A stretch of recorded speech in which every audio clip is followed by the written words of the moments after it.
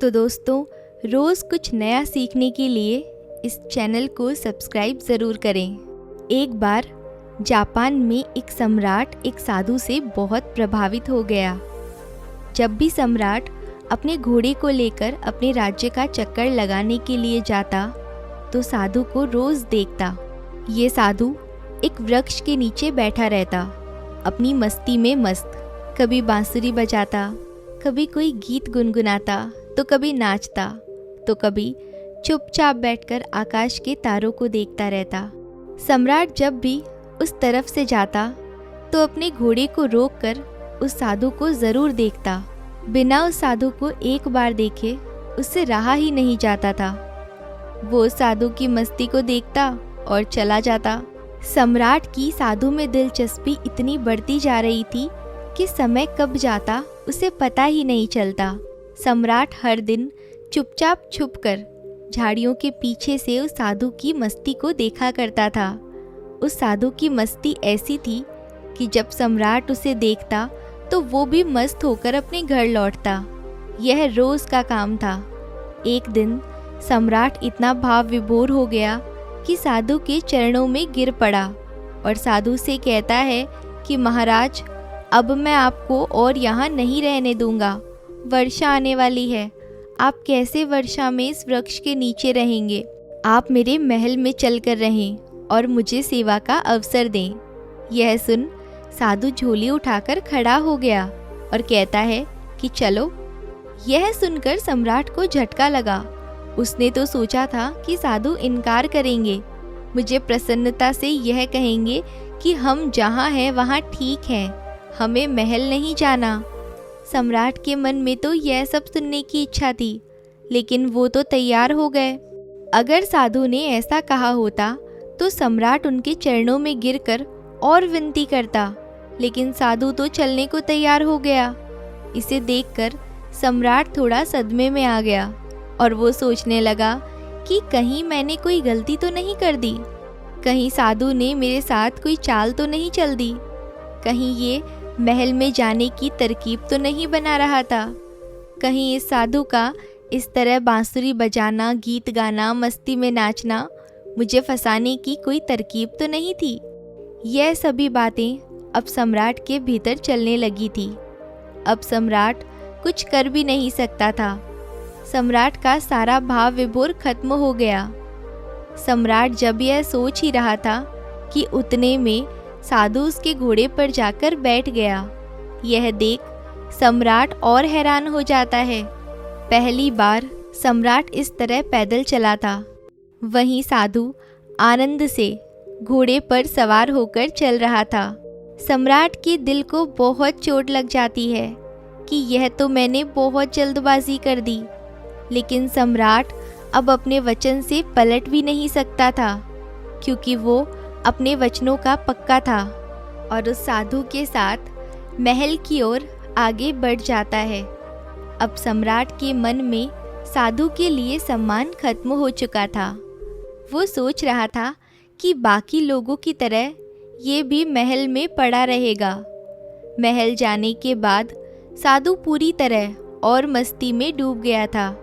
साधु को इस तरह देख सम्राट को मन ही मन कष्ट होने लगा था।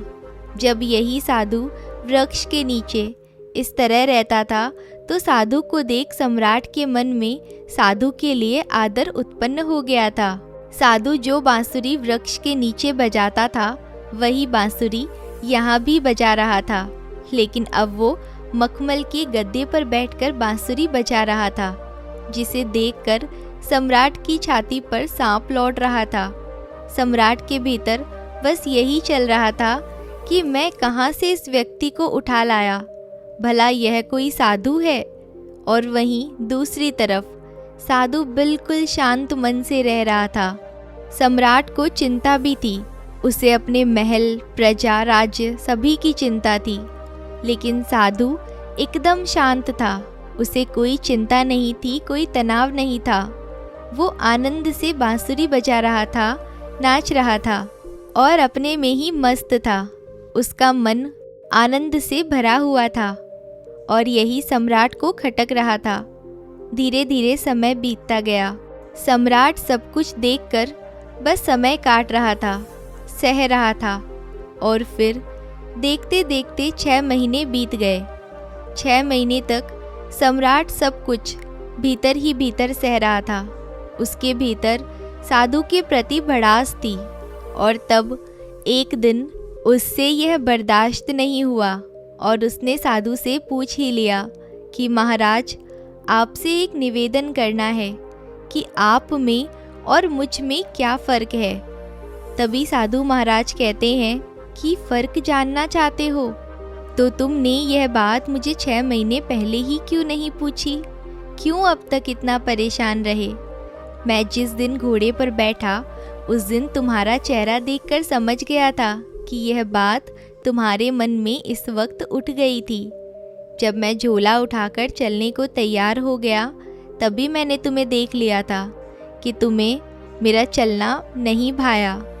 तुम्हें यह प्रश्न उसी क्षण पूछ लेना चाहिए था। तुमने व्यर्थ ही अब तक अपनी छाती जलाई। मैं उस समय झोला रखकर वापस बैठ जाता। इसमें इतना संकोच क्यों कर रहे थे तुम? लेकिन अब जब तुमने प्रश्न पूछ ही लिया है तो अब मैं कल सुबह फ़र्क बता ही दूंगा। लेकिन यह मैं तुम्हें इस महल में नहीं बल्कि इस गांव के बाहर बताऊंगा। यह सुन राजा अपने कक्ष में चला जाता है। पर यह सुनकर अब उसके मन में उत्सुकता जाग गई थी कि आखिर उसमें और साधु में फ़र्क क्या है। मन ही मन राजा यह भी सोच रहा था कि आखिर क्या फ़र्क हो सकता है। मुझे तो कोई फ़र्क दिखाई ही नहीं देता। जो भोजन मैं करता हूँ वही ये साधु भी करता है, बल्कि मुझसे ज़्यादा मांगे वो करता है कि ये लाओ वो लाओ। मैं जिस कक्ष में रहता हूँ ये उससे भी अच्छे कक्ष में रहता है और मेरा 2-4 नौकरों से काम चल जाता है और ये इतने सारे नौकरों को अपने पास रखता है।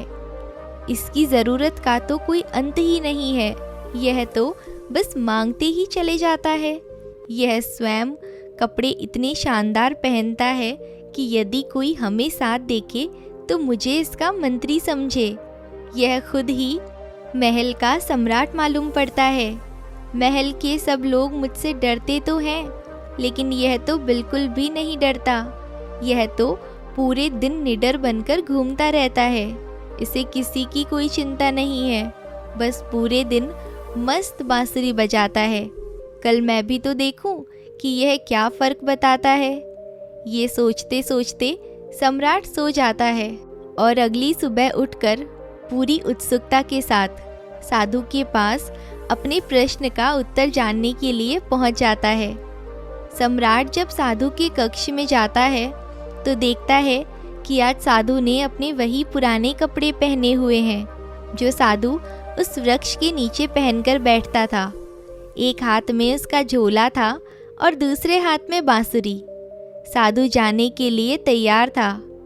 सम्राट साधु से कहता है कि चलिए महाराज, और दोनों महल से बाहर की ओर निकल जाते हैं। चलते चलते वो गांव की एक नदी पार कर जाते हैं।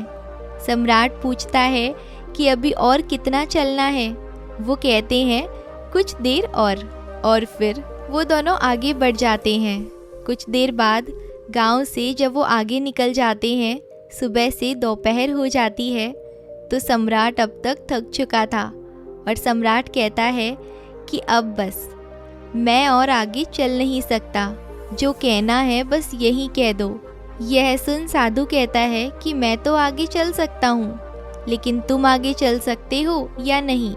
तब सम्राट कहता है मैं इतना आगे कैसे चल सकता हूँ?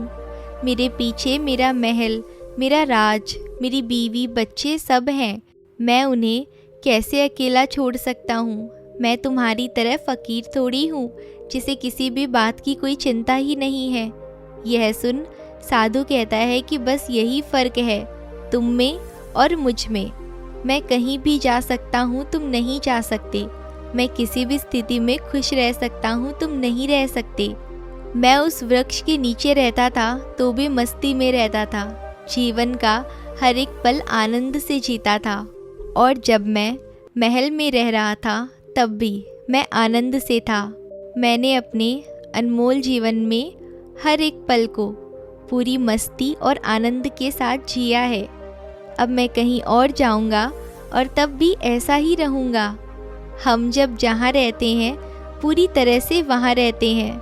हम ना तो अपने बीते हुए कल के बारे में सोचकर पश्चाताप करते हैं और ना ही आने वाले कल की चिंता करते हैं। हम तो बस अपने आज में जीते हैं, क्योंकि हम समझ चुके हैं कि जीवन तो आज में, अभी इस पल को जीने में है। बस यही छोटा सा फ़र्क है तुम में और मुझ में। तुम्हें परिस्थितियाँ चलाती है और हम परिस्थितियों को चलाते हैं। तुम खुश रहोगे या दुखी, यह तुम्हारे आसपास घटने वाली घटनाओं पर निर्भर करता है। लेकिन हमारे लिए घटना जिंदगी के सफ़र का हिस्सा मात्र है। अचानक सम्राट को मालूम हुआ कि अरे ये क्या कर दिया मैंने, इतने अद्भुत व्यक्ति को गवा दिया। 6 महीने इसके साथ रहकर सत्संग भी नहीं कर पाया, और सत्संग करता भी तो क्या, मेरे मन में तो बस इतना ही चल रहा था कि मैं तो इसे असाधारण व्यक्ति समझ रहा था। यह तो खोटा सिक्का निकला जिस पर सोने की परत चढ़ी हुई थी, और ये तो भीतर से मिट्टी निकला। सम्राट साधु के चरणों में गिर गया और कहता है कि मुझे क्षमा करे महाराज, लेकिन अब मैं आपको आगे नहीं जाने दूंगा। यह सुन साधु महाराज कहते हैं कि देख, मुझे कोई दिक्कत नहीं है, मैं फिर तेरे साथ वापस चल दूंगा, लेकिन फिर तुझे ही परेशानी होगी। यह सुन सम्राट के मन में फिर से विचार आया कि ये साधु फिर से मान गया। साधु सम्राट के मुख को देखकर कहते हैं कि नहीं, मैं नहीं आऊँगा, वरना फिर तुझे परेशानी होगी, क्योंकि मैं नहीं सुधरने वाला। तू फिर सोचेगा और चिंता में पड़ जाएगा। हमारा क्या है, हम तो सन्यासी हैं। हमारे लिए महल और जंगल सब एक समान है, हमें कोई समस्या नहीं है। बांसुरी जिस तरीके से महल में बजती थी उसी तरीके से जंगल में बजती रहेगी। और इतना कह के साधु आगे बढ़ जाता है और सम्राट उसे देखता रह जाता है। दोस्तों, अगर हम अपने जीवन को देखें तो हमारी परिस्थितियां भी हमें चला रही है। असलियत में एक इंसान अपनी परिस्थितियों का गुलाम है। जब उसका समय और ज़िंदगी सब अच्छी चल रही होती है तो वो खुश रहता है, लेकिन जैसे ही समय पलटता है तो वो दुखी होता चला जाता है। लेकिन क्या आपने कभी विचार किया है कि जीवन क्या सिर्फ परिस्थितियों पर ही निर्भर करता है? क्या आदमी परिस्थितियों से ऊपर उठकर जीवन को देख सकता है, अपने स्वरूप को पहचान सकता है? आप एक बार इस पर सोचें और तब आप पाएंगे कि आप भी अपने जीवन में परिस्थितियों से बाहर निकलकर एक नए स्वरूप, एक नए जीवन को देखना तो चाहते हो, लेकिन तुम्हारी परिस्थितियाँ तुमको बार बार पीछे खींच लेती है। तुम परिस्थितियों की गुलाम हो चुके हो। तो कोई तो रास्ता होगा जो हमें उन परिस्थितियों से बाहर निकाल सकता है और एक परमानंद वाले जीवन का साक्षात्कार करा सकता है। ऐसा कौन सा तरीका है? एक बार खुद से चिंतन करना, सोचना। चिंतन करने से ही हल मिलता है, और जो भी हल मिले एक बार कमेंट में हमें ज़रूर बताना। तो दोस्तों, ये कहानी कैसी लगी कमेंट में ज़रूर बताएं। मिलते हैं अगली कहानी में, तब तक के लिए अपना ध्यान रखें।